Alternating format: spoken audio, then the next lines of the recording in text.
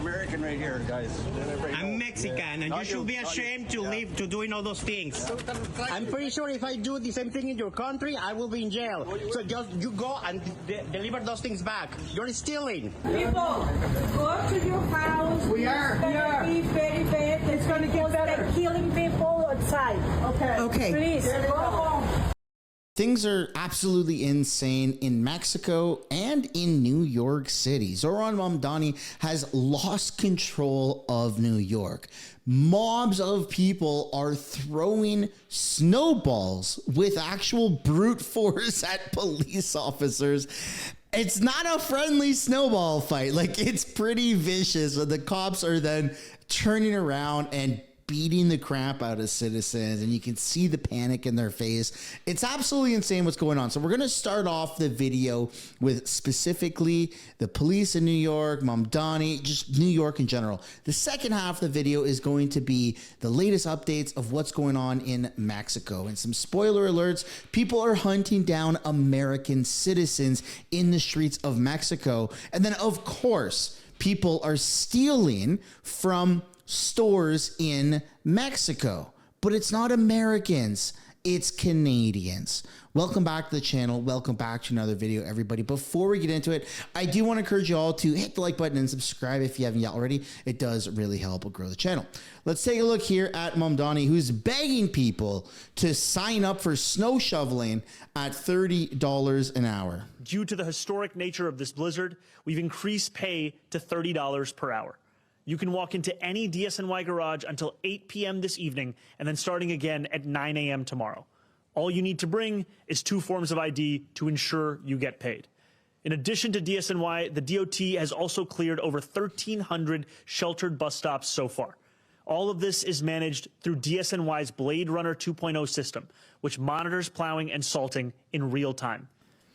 So you're going to see in a few moments how bad, or I guess right now, how bad this this snowstorm really is in New York. They got to use a shovel. People are gathering downtown in the thousands, and they're having these insane snowball fights.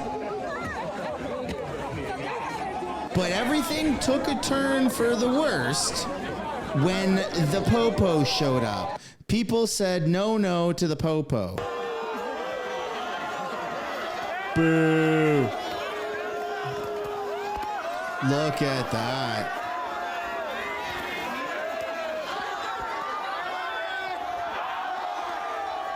And people didn't like that. Cops are shoving people. So they're getting massive amounts of snow right to their face, chasing people down. To be fair, the way people are treating the cops, I mean, it's not right. You can't just assault cops.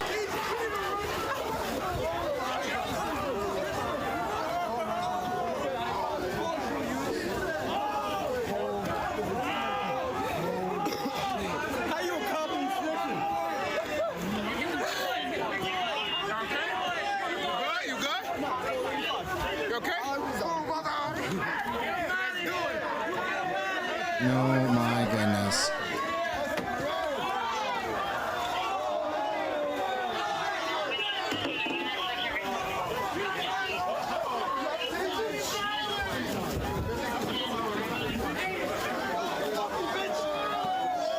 They don't know where to go. They're literally walking in circles. They have absolutely no idea how to get out of this situation. They don't want to run, but they obviously can't stay there. They're just completely in a horrible situation. Not good for those cops. And then here's Mamdani on the media trying to debunk, because apparently there was like 19 deaths or something like that, or there was a number of deaths because of this insane snowstorm, this blizzard that's passing through New York. And he goes on to the media to try to deny it. Did you deal differently with the unhoused population this time around? Because there was some criticism as to what happened. Okay, when did we stop calling them homeless people and now we call it unhoused? I don't like that. That's weird. They're fucking homeless. Can we just say homeless? It's not derogatory. It's just fact. It's a fact. They're homeless. to a number of people during the last storm and the cold snap. 19 outdoor deaths. 19. That's a really high number. There were 7 indoor deaths as well, potentially linked to bad heating or no heating at all. Did you change your strategy, and are you confident that everybody who was out in the streets got inside and survived? So as of now, we have no deaths reported from this blizzard from being outside or in a public area.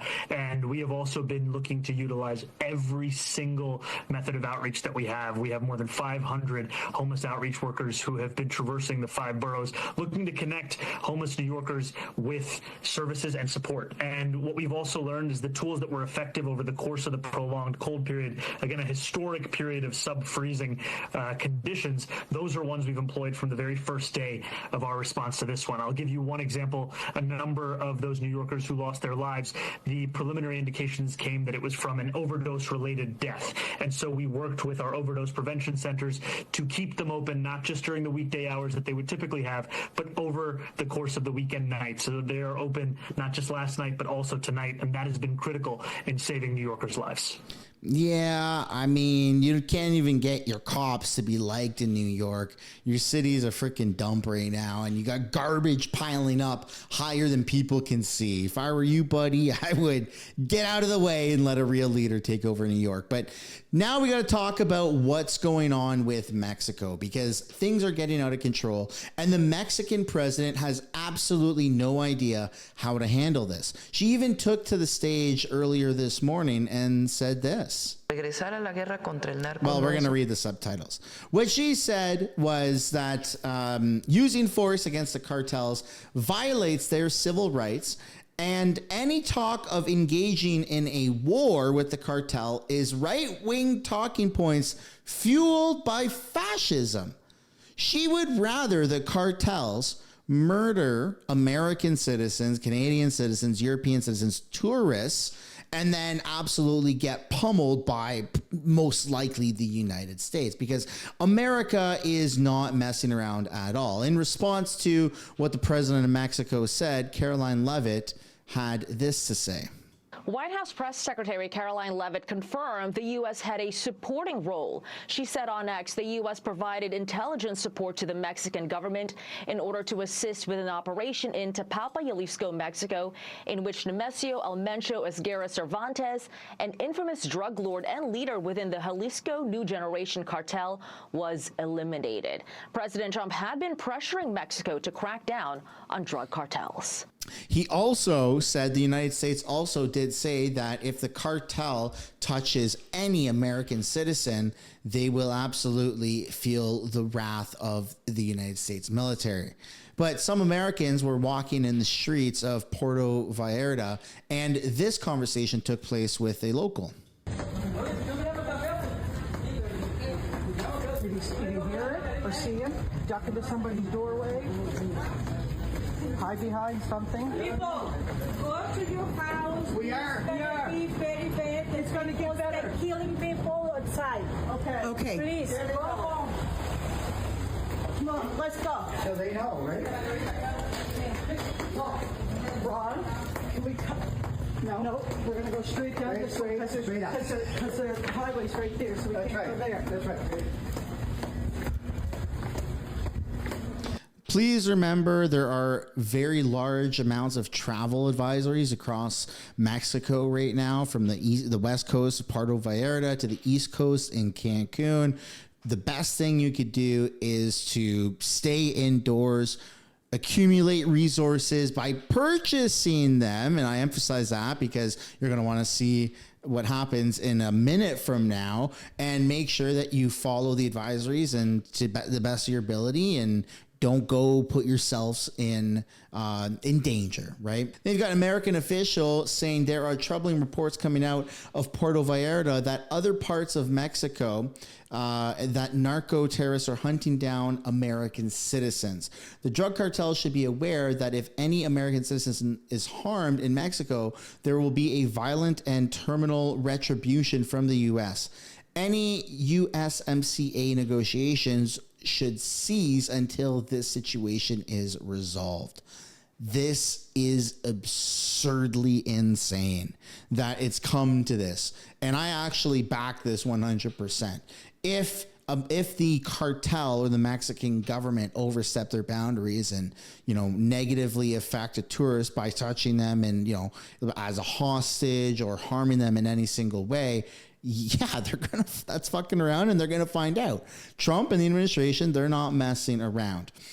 But this is where it gets very crazy. And now here's why I think a lot of tourists that are trapped in the area are really going to be in danger because of Canadians of all people. A viral video shows that a man with a Canadian flag bag reportedly stole from a store in Puerto Vallarta.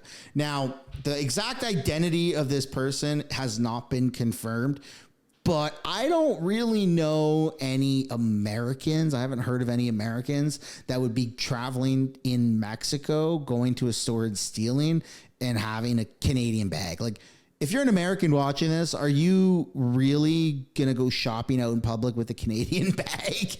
Canadians are embarrassed of being Canadian, let alone LARPing as a Canadian from being an American. So I highly doubt anyone's going out of their way to pretend to be Canadian. So we just have to assume that this guy's Canadian. Let's have a listen.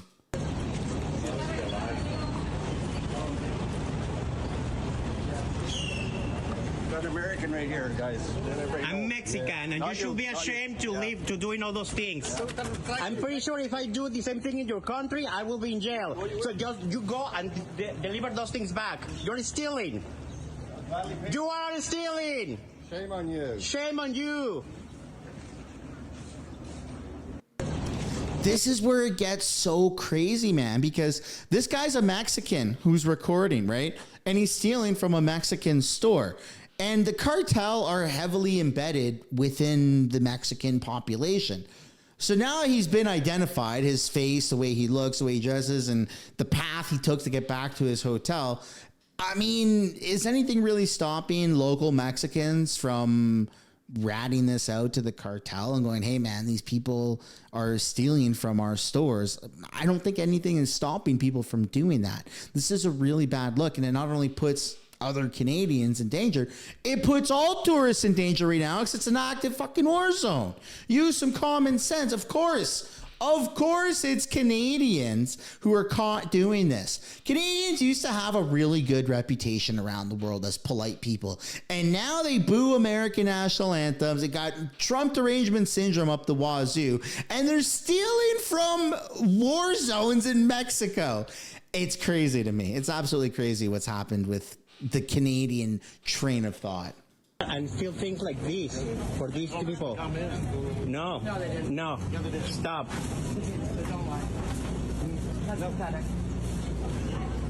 Yeah.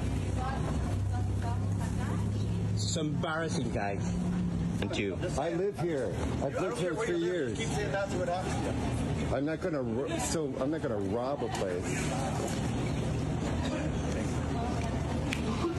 That's so embarrassing. And that's one too. Yeah. But finally, he decided to come.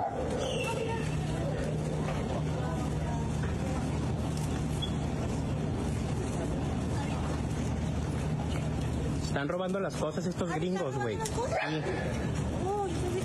No, están robando las cosas. Lo estoy exhibiendo. Gracias. Not paying, nobody to pay. Well, these guys, they put the things back.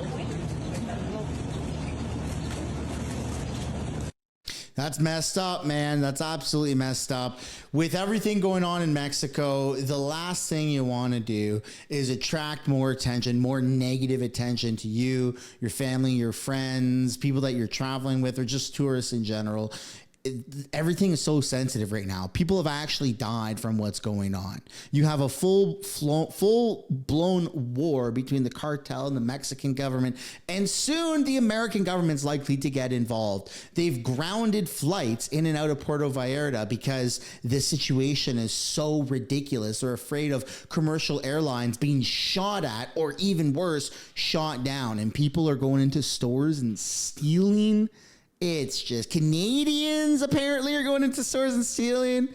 Oh my goodness. Oh my goodness. This is why America won hockey. This is why America beats Canada over and over and over again. Because Canada is just fucking stupid.